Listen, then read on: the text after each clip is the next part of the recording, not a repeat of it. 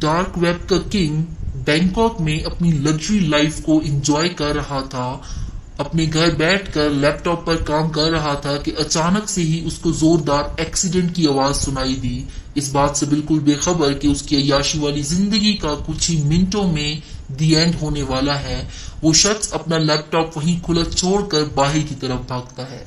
کہنے کو تو ایک لڑکی نے اپنی ٹویوٹا کیمرے اس کے ولا کے گیٹ میں جا ٹکرائی تھی، پر اصل میں ایک نہیں، دو نہیں، بلکہ 7 ملکوں کی پولیس اس دن کا پچھلے کئی سالوں سے انتظار کر رہی تھی۔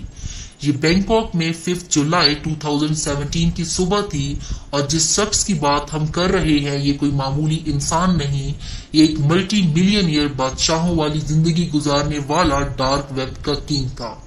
دن کو پورشا، شام کو BMW اور رات کو لیمبرگینی چلاتا تھا۔ دنیا کی نظر میں سافٹ ویئر ڈیولپر، جبکہ اصل میں یہ کنگ آف ڈارک ویب کے نام سے پہچانا جاتا تھا۔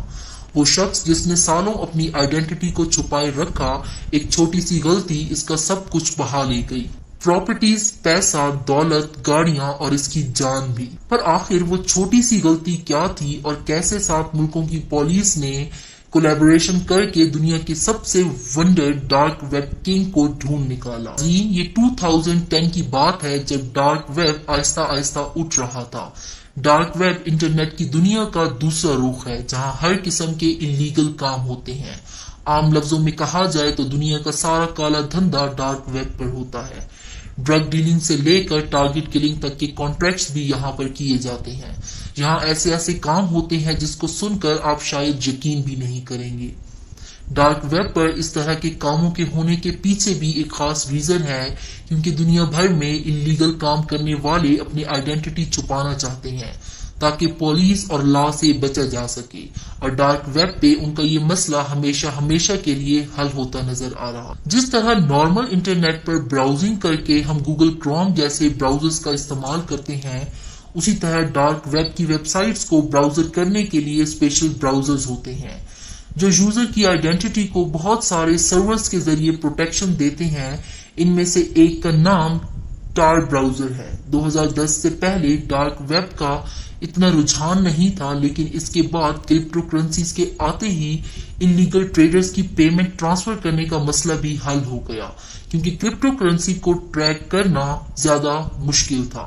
ڈارک ویب میں انلیگل ٹریڈرز کے سارے مسئلے حل ہو چکے تھے، کانٹریکٹرز کی آئیڈینٹی بھی سیف تھی اور پیمنٹ ٹرانسفر کرنے میں بھی کافی سیف ہو چکا تھا۔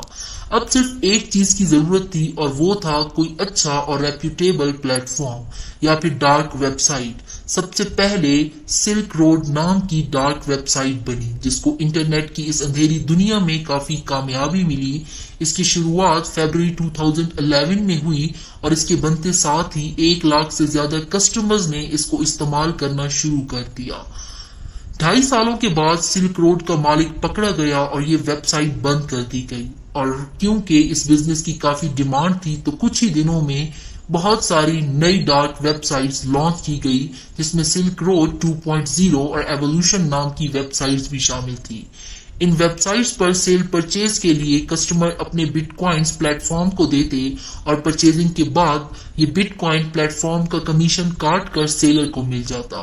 اب کیونکہ یہاں ہوتا ہی سارا کالا دھندا تھا، تو اکثر ویب سائٹ آپریٹر کسٹمر کے سارے پیسے لے کر ویب سائٹ بند کر کے بھاگ جاتے تھے ایگزٹ اسکیم کے ذریعے۔ ایگزٹ اسکیم کی صورت میں ڈرگ ڈیلر سمپلی دوسرے پلیٹ فارمز پر شفٹ ہو جاتے تھے۔ ڈارک ویب کے شروعاتی سالوں میں یہاں بہت گھپلے ہوتے رہے۔ ایگزٹ اسکیمنگ پلیٹ فارم کو پکڑا جانا اور ہیکنگ بہت کامن تھی۔ یہاں ایک ریپیوٹیبل اور ٹرسٹیبل پلیٹ فارم کی ضرورت تھی، اور یہی وہ وقت تھا جب 2014 میں ڈارک ویب پر الفا بے نامی ڈارک ویب سائٹ لانچ ہوئی۔ اس کے لانچ کرنے والے شخص کا نام کسی کو معلوم نہیں تھا، اور نہ ہی اس کی لوکیشن کا کسی کو پتہ چلا۔ اس نے اپنے آپ کو الفا 02 کے نام سے آئیڈینٹیفائی کرایا۔ شروعات میں الفا بے پر صرف چوری شدہ کریڈٹ کارڈز اور انفارمیشن بکتی تھی، لیکن بعد میں یہاں دوسرے بھی پروڈکٹس کی سیل اینڈ پرچیز شروع ہو گئی، جیسا کہ منی لانڈرنگ اور ڈرگز وغیرہ۔ کچھ چیزیں ایسی تھی جن کو الفا بے پر ٹریڈ کرنے کی پرمیشن نہیں تھی. چائلڈ ابیوز اور چوری کیے گئے رشین بینک اکاؤنٹس کی ڈیلنگز یہاں پر نہیں ہوتی تھی. پر ایسا کیوں تھا؟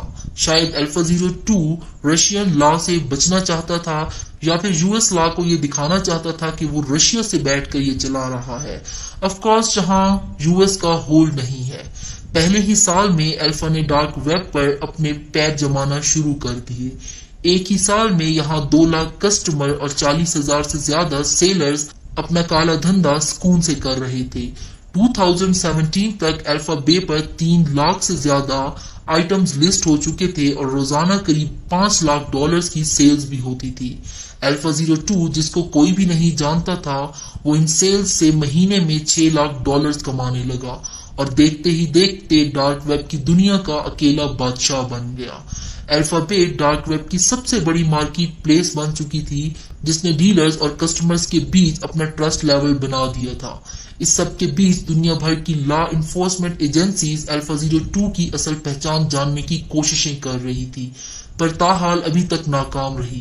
امریکن انویسٹیگیٹر الفا بے کے سرور لوکیشن جاننا چاہتے تھے تاکہ ڈیٹا کو ریڈ کر کے پلیٹ فارم کو بند کیا جا سکے اور شاید اس سے الفا 02 تک پہنچنے میں بھی مدد ملے. لیکن ڈارک ویب سائٹ کیونکہ صرف ٹور براؤزر کے ذریعے ایکسس ہو سکتی تھی جو دنیا بھر کی رینڈم سروسز کے پیچھے اصل ویب سائٹ کی لوکیشنز کو چھپا کر رکھتا تھا اور یہی وجہ تھی کہ امریکن انویسٹیگیٹرز کو الفا بے تک پہنچنا ناممکن ہو گیا تھا. لیکن وہ الفا پر نارمل براؤزر بن کر ڈرگز خریدنے لگے تھے اس امید سے کہ ڈرگ ڈیلر کبھی کوئی غلطی کرے گا تو ہم اس تک پہنچ سکیں گے. پر اس سے صرف ڈرگ ڈیلر پکڑا جائے گا جبکہ اتھارٹیز کو تلاش تھی الفا بے کے ماسٹر مائنڈ الفا 02 کی. الفا 02 جو کہ اس معاملے میں کافی احتیاط کر رہا تھا اس کو اس اندھیری دنیا میں بچے رہنے کے سارے گڑ معلوم تھے. پچھلے کئی سالوں میں اس نے چھوٹی سی بھی غلطی نہیں کی تھی جو اتھارٹیز کو کوئی اشارہ دے سکے. لیکن پھر 2017 میں اتھارٹیز کو الفا 02 تک پہنچنے کا ایک سراغ مل ہی گیا. DEA یعنی ڈرگ لا انفورسمنٹ ایجنسی کے ایک آفیسر رابرٹ ملر الفا 02 کی تلاش میں کمپیوٹر کے سامنے بیٹھے تھے کہ اچانک ان کو ایک ای میل ریسیو ہوتی ہے اور اس ای میل میں الفا 02 کے بارے میں کچھ لکھا تھا اور ای میل بھیجنے والا کوئی نامعلوم شخص تھا. اب یہ تو آپ سب کو معلوم ہوگا کہ جب کسی بھی ویب سائٹ پر رجسٹر کیا جاتا ہے تو ویلکم ای میل آتی ہے. ایسی ہی ایک ویلکم ای میل الفا بے کی طرف سے اس شخص کو بھی آئی تھی جس پہ پلیٹ فارم 2014 میں نیا لانچ ہوا تھا اور یہ ویلکم ای میل جس ای میل ایڈریس سے آئی تھی وہ یہ ایڈریس تھا. حالانکہ بعد میں یہ غلطی فکس کر دی گئی تھی لیکن ٹپ دینے والے شخص نے یہ ای میل ایڈریس سیو کر کے رکھا تھا جو کہ اس نے DEA کے آفیسر رابرٹ ملر کے ساتھ شیئر کر دیا تھا.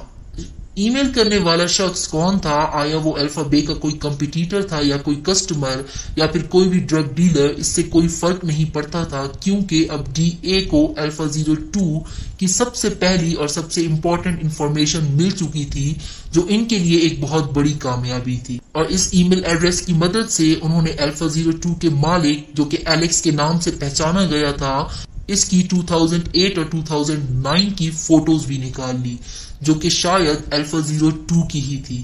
اس ای میل ایڈریس سے ایک ڈیٹنگ پروفائل بھی لنک تھی جس میں ایلیکس نے اپنا ہوم ٹاؤن تھار ریوبیکا نام سے لکھا ہوا تھا جو کہ کینیڈا کا ایک شہر ہے. 2008 کی اس پروفائل کے مطابق اس وقت وہ 17 سالوں کا تھا اور شاید ای میل ایڈریس میں 91 اس کا ایئر آف برتھ تھا. اس ای میل کو استعمال کر کے 2008 میں ہی اس نے فرینچ ٹیکنالوجی پلیٹ فارم پہ بھی پوسٹ کیا تھا جس پوسٹ میں اس کا نام لکھا ہوا تھا اور نام تھا الیگزینڈری کیسز.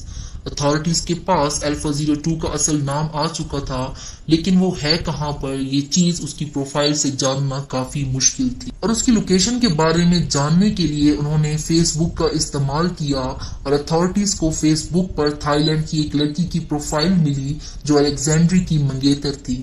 شاید الیگزینڈری تھائی لینڈ میں ہی رہتا ہوگا. اس ٹپ کی مدد سے اتھارٹیز بینکاک پہنچ گئی اور تھائی لینڈ اتھارٹیز کے ساتھ مل کر انہوں نے یہ معلوم کر لیا کہ الیگزینڈری نے بینکاک میں کئی پراپرٹیز خرید کی ہے۔ یہ وقت اس کو پکڑنے کا نہیں تھا بلکہ اس پر نظر رکھنے کا تھا۔ اس کا ایک ولا تھا جہاں وہ اپنی تھائی بیوی کے ساتھ رہتا تھا، دوسرا $3 ملین کا مینشن بینکاک کے باہر تھا جہاں وہ اپنی عیاشیاں کرتا تھا۔ فوکٹ میں ایک ہالیڈے ہوم اور ایک ولا بھی خریدنے والا تھا۔ ایجنسی نے اس کی ساری حرکتوں پر نظر رکھنا شروع کر دی۔ وہ اپنی لمبرگینی میں بینکاک میں گھومتا، اس بات سے بالکل بے خبر کہ تھائی لینڈ، امریکہ اور کینیڈا کی ایجنسیز اس کے پیچھے پڑی ہوئی ہیں۔ اپنی روزمرہ زندگی میں ڈارک ویب کا کنگ ایک نارمل انسان تھا۔ وہ صبح جلدی اٹھتا اور تقریباً سارا دن گھر ہی رہتا تھا۔ اس سب کے بیچ اتھارٹیز نے اس کو اریسٹ کرنے کا پلان بنانا شروع کر دیا، پر مسئلہ یہ تھا کہ اگر اس کو ایسے ہی اریسٹ کر لیا گیا تو کورٹ میں ثابت نہیں ہو پائے گا کہ یہ وہی شخص ہے جو الفا بے کا مالک ہے۔ اس لیے انویسٹیگیشن ٹیم چاہتی تھی کہ اس کو رنگے ہاتھوں پکڑا جائے جب وہ اپنے لیپ ٹاپ پر کام کر رہا ہو۔ امریکن، یورپین اور جرمن اتھارٹیز سمیت ٹوٹل 7 ملکوں کی ایجنسیز نے اس آپریشن کو ایک نیا رنگ دینا چاہا، جس کو آپریشن بے آؤٹ کا نام بھی دیا گیا۔ پلان کے مطابق یورپین اتھارٹیز نے FBI کو کہا کہ وہ الفا 02 کو تب تک اریسٹ نہیں کریں گے جب تک ہم یورپ کی ہنسا مارکیٹ پر اپنا کنٹرول حاصل نہ کر لیں۔ ہنسا مارکیٹ بھی ڈارک ویب سائٹ کی ایک سائٹ تھی اور یہ بھی ایک کمپیٹیٹر تھی الفا بے کی۔ یہ ایجنسیز کا کافی چلاک فیصلہ تھا۔ ڈارک ویب پر نارملی یہ ہوتا ہے کہ جب ایک ویب سائٹ بند ہوتی ہے تو ڈیلرز اور کسٹمر سمپلی دوسری ویب سائٹ پر شفٹ ہو جاتے ہیں۔ ہنسا مارکیٹ کیونکہ دوسری بڑی ڈارک ویب سائٹ تھی، اس لیے جب الفا بے بند ہوگی تو سارے ڈیلرز ہنسا مارکیٹ پر شفٹ ہو جائیں گے، جو کہ پہلے سے ہی اتھارٹیز کے قبضے میں ہوگی۔ اس سے ہزاروں ڈیلرز کو بھی پکڑنا آسان ہو جائے گا۔ آپریشن بیوینٹ ایک طرح سے ہنی ٹریپ تھا۔ الفا 02 جو کہ اس سب سے بالکل بے خبر تھا، بینکاک میں اپنی عیاشیوں میں مگن تھا۔ 20 جون 2017 کو مشن کا پہلا حصہ کامیاب ہو گیا۔ یورپین اتھارٹیز نے ہنسا مارکیٹ کو ہیک کر لیا، لیکن یہ خبر پبلک نہیں کی گئی تھی۔ ہنسا مارکیٹ اب یورپین اتھارٹیز کے کنٹرول میں تھی اور اس بات کا ڈارک ویب سائٹ پر کسی کو بھی علم نہیں تھا۔ ادھر بینکاک میں مشن کا دوسرا پارٹ یعنی الیگزینڈری کو اریسٹ کرنے کی تیاریاں شروع ہو گئی۔ DAEF، PI اور تھائی اتھارٹیز چاہتی تھی کہ الیگزینڈری کو رنگے ہاتھوں پکڑا جائے جب اس کا لیپ ٹاپ اور اس کا موبائل کھلا ہوا ہو۔ اس مقصد سے انہوں نے ٹویوٹا کیمرے میں اپنی ایک فیمیل ایجنٹ کو بٹھا کر ٹاسک دیا کہ وہ الیگزینڈری کے ولا پر جا کر جھوٹ موٹ کا ایکسیڈنٹ کرے اور گاڑی کو اس کے گیٹ پر ٹھوک دے۔ اس سے ہوگا یہ کہ اندر موجود الفا 02 یا الیگزینڈری اچانک اپنا سب کچھ کھلا چھوڑ کر باہر نکلے گا، اور خوش قسمتی سے بالکل ایسا ہی ہوا تھا۔ 5 جولائی 2017 کی صبح کو جب ٹویوٹا کیمرے الفا 02 کے گیٹ سے ٹکرائی تو اپنا کھلا لیپ ٹاپ چھوڑ کر اپنا ان لاک موبائل اپنے ہاتھ میں پکڑے گھر سے باہر نکلا، اور اسی وقت آفیسرز نے اس کو پکڑ لیا اور اندر جا کر اس کے لیپ ٹاپ کا کنٹرول سنبھال لیا۔ اس کے تمام پاسورڈز کو کاپی کر لیا گیا اور لیپ ٹاپ کی چھان بین کے بعد اس کی گاڑیاں، پراپرٹیز اور $1 ملین کی کرپٹو کرنسیز کو بھی ضبط کر لیا۔ پر یہی الیگزینڈری کورٹ میں پیش ہونے سے پہلے مرنے والا تھا۔ الیگزینڈری کو اریسٹ ہوئے ابھی ایک ہی ہفتہ گزرا تھا کہ اس نے کسٹڈی میں ہی خود کو پنکھے سے لٹکا کر اپنی جان لے لی۔ ایک چھوٹی سی غلطی ڈارک ویب کے کنگ کا سب کچھ بلکہ اس کی جان بھی لے گئی۔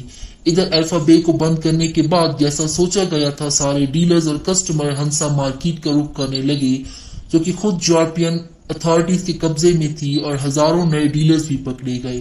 ایک ہفتے بعد ہنسا مارکیٹس کو بھی ہمیشہ کے لیے بند کر دیا گیا، اور اس دن US جسٹس ڈپارٹمنٹ نے آفیشیلی اس آپریشن کے بارے میں پریس کانفرنس کی اور ڈارک ویب کے 2 بڑے پلیٹ فارمز کو بند کرنے کی خبر میڈیا سے شیئر کر دی۔